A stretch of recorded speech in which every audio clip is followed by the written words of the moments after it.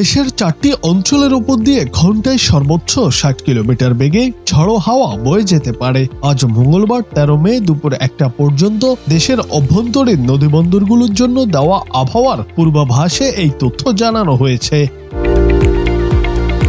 বাংলাদেশ আবহাওয়া অধিদপ্তরের পূর্বাভাসে বলা হয়, রংপুর, দিনাজপুর, ময়মনসিংহ এবং সিলেট অঞ্চলের উপর দিয়ে পশ্চিম উত্তর পশ্চিম দিক থেকে ঘন্টায় 45 থেকে 60 কিলোমিটার বেগে বৃষ্টি বা বজ্রবৃষ্টি সহ অস্থায়ীভাবে দমকা বা ঝড়ো হাওয়া বয়ে যেতে পারে। এসব এলাকার নদী বন্দরগুলোকে 1 নম্বর সতর্কতার সংকেত দেখাতে বলা হয়েছে। এদিকে সোমবার রাতে সংস্থাটি দেওয়া পূর্বাভাসে বলা হয়, আগামী 24 ঘন্টায় ময়মনসিংহ ও সিলেট বিভাগের কিছু কিছু জায়গায় এবং রংপুর, রাজশাহী, ঢাকা, খুলনা, বরিশাল ও চট্টগ্রাম বিভাগে 2-1 জায়গায় অস্থায়ীভাবে দমকা হাওয়া সহ বিদ্যুৎ চমকানো, বৃষ্টি, বজ্রসহ বৃষ্টি হতে পারে। সেই সঙ্গে কোথাও কোথাও বিক্ষিপ্তভাবে শিলাবৃষ্টি হতে পারে। জুনায়েদ আহমেদ, বাংলা টিভি।